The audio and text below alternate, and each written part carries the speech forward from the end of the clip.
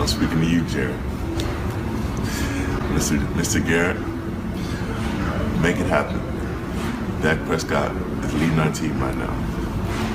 I need you to take Tony Romo, take a couple picks, and give them to Cleveland so you can pick me up. Please. I love to play in Dallas. Just make it happen. I ain't gonna lie to y'all, son. Damn a Downs, a Styles, or even a Mansour Delaney. If we can get our hands on this big behemoth, Myles Garrett, give them everything they want, Jerry. Give them 2 first-round picks and throw in your private plane. Oh, my goodness. Okay, the offseason is about to get a lot more interesting, and the balance of power is 100% about to shift one way or the other in the NFL. Let's get right into what's probably going to be the biggest breaking news story all day today. Myles Garrett and the Cleveland Browns look to be headed towards a dissolution of their unit. Holy cow. Let the games begin.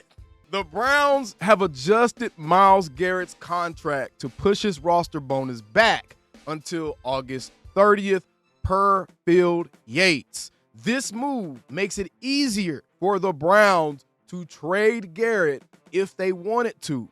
And then the question was asked from ESPN Cleveland, should the Browns consider moving on from Myles Garrett? Now, there's actually been a couple of very interesting points brought up about this situation.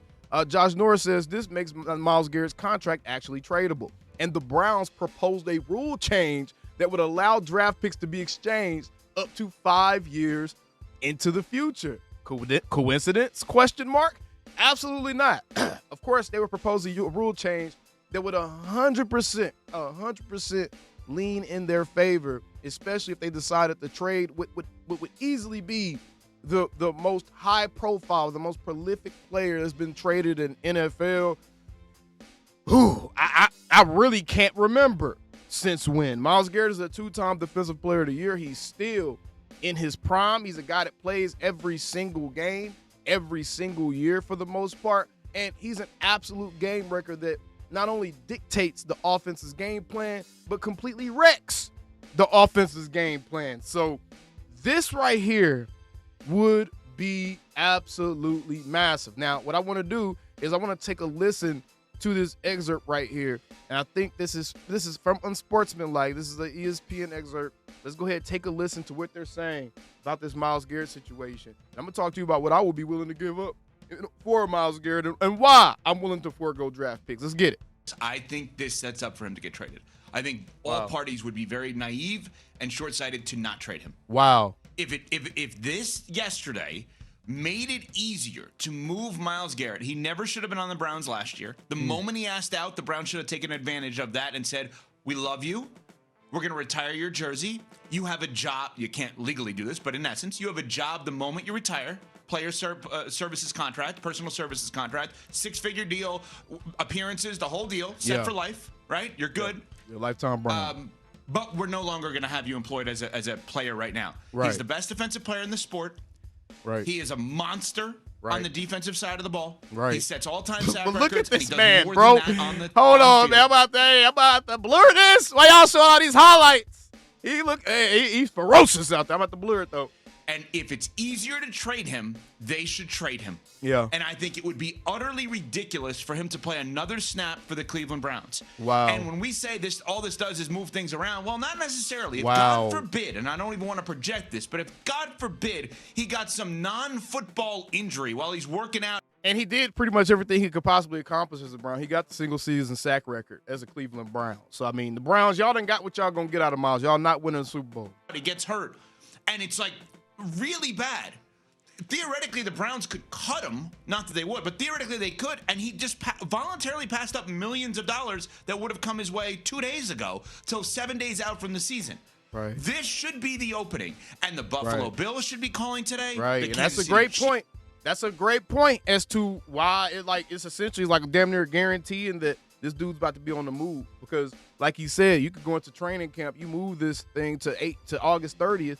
And now instead of getting your bonus, you mess around and get hurt. Now you just missed out on millions of dollars for no reason, right? So this absolutely is a prelude to Myles Garrett being traded. This is, woo-wee. it's exciting. Chiefs should be calling today. The New England Patriots should be calling today. The Dallas all Cowboys. of these teams, the Chicago Bears should be The calling Dallas today. Cowboys. Dallas Cowboys, Houston Yes. Texans, all these teams Yes. that you would say, oh, I could see him there. Yes. They should be calling. Yes, and he grew up a Dallas Cowboys fan. We all know the infamous video of him coming into the draft, and he was like, Mr. Jones, please draft me. Dak is that guy. You know what I'm saying? So Myles is a Cowboys fan. He's a fan of Dak, and he likes Jerry. There's an Bring him to opening. Dallas. Someone should take advantage of this, and maybe, just maybe, Jerry, we please. looked at the Browns' request for trading draft picks 5 years out backwards. Maybe it wasn't about them giving up picks. Jerry, Maybe it please. was about them getting picks. When they're saying we want to be able to trade draft picks more years out, maybe it's, hey, we want 3 first-rounders for Myles. We know you're not going to do it in back-to-back years, but if you do it every other year, maybe it makes it a little bit easier 5 years out. Maybe we looked at, or I looked at, I don't want to blame anybody else, backwards. I think it would be ridiculous for him to play another game for the Cleveland Browns. Here is your opening. He's already asked out once. The contract is now easier. He's got a no-trade clause. Clearly, he's thought about this, because why would you make it easier? When you say free up cap space, for what? What are the Browns doing with that cap space? Wow. Who's available now that they're all of a sudden going to go get that's going to make a difference? And that's a really good point. That is a real. This move was this had to, Myles is getting traded. It's just a matter of who's going to get him now. Who's going to get Myles? As long as his ass don't end up in Philly somewhere, because I could see Philly being like, hey, you could have Jalen Carter and all of our picks. I could see them doing that. I ain't gonna lie to you. And that would be absolutely terrifying. That would probably be worst case scenario. And that's even more reason why Jerry needs to do is anything he can to get his hands on Myles Garrett. And Brett Coleman has already let us know the asking price for Garrett is 3 first-round picks at least. The Browns doing this makes me think that they might have a buyer on the line here. Ladies and gentlemen, if there aren't any buyers on the line, then Jerry old crusty ass should definitely be in the middle of catching that dial tone, because the Cowboys tried their hardest to go out and get Max Crosby. And according to new reports, the original offer was pick number 20 and Osa Digizua. Then they upgraded it to pick 12 and pick number 3. Then they upgraded it to next year. Then they upgraded to pick 12 and pick 2 next year, right? And then the Ravens came in, swooped it up, kind of messed up that whole situation. The Ravens might have given us a blessing in disguise, though, because them swooping in and essentially finagling the whole situation with Max Crosby, and Jerry clearly very seriously made offers to bring that man in, may have given us the leeway to go after Myles Garrett now. And I don't want to hear anything about a Rashawn Gary contract prohibiting us from doing so, because we now know that Rashawn Gary's only counting against like $5.4 million against the cap this season. We now know that next year he's only counting like 11 or something like that. It's something really low, right? So we now know that we have Rashawn Gary over the next 2 seasons, only $16 million against the cap. 4 years of void space, whatever, who cares? That doesn't prevent you from adding another big contract at that position group. Myles Garrett is the type of player that completely flips a franchise's Super Bowl chances. If you are a team that's close, you just become a favorite. If you are a team that's on the cusp of being a playoff contender, you just became a playoff contender. He's one of those players that's going to elevate your chances. No matter where your chances are, they get elevated one step when you have Myles Garrett. I think that this is a no-brainer move. What picks should you and would you be willing to give up? I know it'll be a hard pill to swallow. The Browns want 3 first-round picks. I'm not going to lie to you. Let's see how this rule change goes. Let's see when they decide to implement it. If it passes through, if it's implemented immediately. If I'm the Cowboys, I'm planning on giving the Browns the first-round pick. Probably about 3 of the mugs and a couple of mid-rounders. Not going to lie to you. They getting 1 this year. They getting 1 in 2028. They getting 1 in 2029. And they getting 2nd and 3rds in more recent years or something. I don't care what I have to do. I'm getting my hands on Myles Garrett, because there's not a single guarantee, and there's a less than 1% chance that any of these players that you draft at 12 or 20 end up becoming the best defensive player in the entire NFL. Because that's what Myles Garrett is. So I don't care what you say. Any guy that makes the other team have to have 3 guys come up and block him, could you imagine what that looks like on our defensive line with Quinnen Williams and Kenny Clark there. So either Myles is going to catch one-on-ones or Quinnen and Kenny catching one-on-ones the entire game while Myles is out there. Imagine it.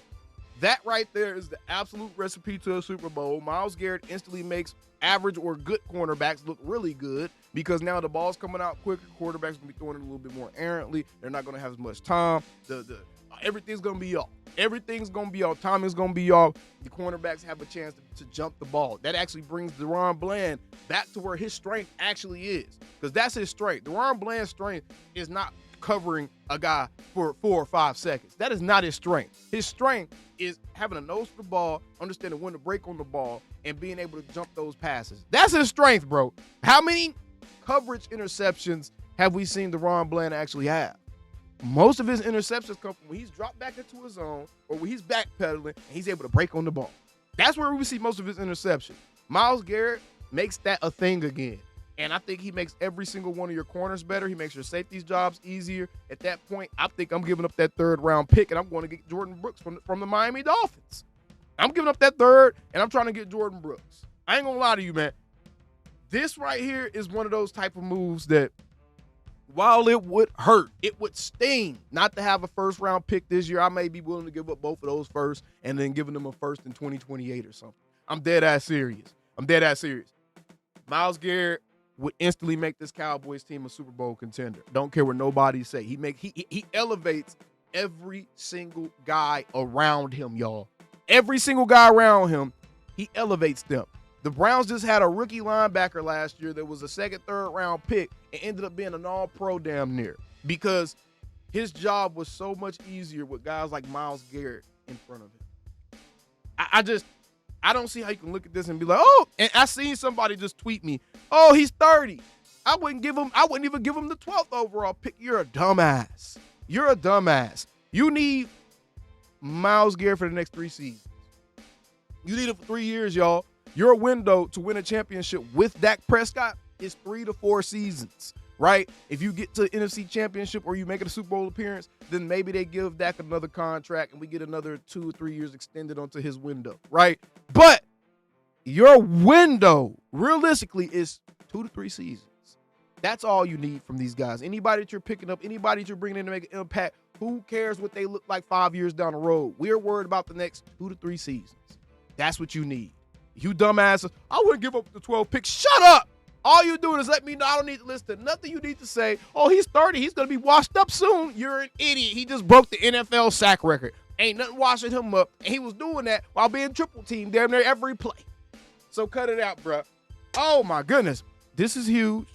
Cowboys absolutely should do it. I would be willing to give up both 1st this year and a 1st in the future for Myles Garrett. I'm sorry, y'all. I would. Could I convince the Browns to give me the 2nd back or something so I could pick in the first day or 2 of the draft? Sure, I could try. But if I can't make it work, I'm still taking Myles. And I'm feeling amazing coming out of this with Myles Garrett on my team. The best defensive player in the NFL. He has no weakness. He isn't, he's great at pass rushing, but it's bad at stop. No, he has no weakness. Myles Garrett is the best player in the NFL on the defensive side of football. And the Cowboys getting him will be an absolute blessing. Either way, let me know think about this down in the comments below. I will see you guys on the next one. Them Cowboys. Calling me, texting me, paging me, asking me, am I still them boys? Y'all usually check on me. Listen. I'm still them boys. Hey! Woo! Hey! I'm still them boys.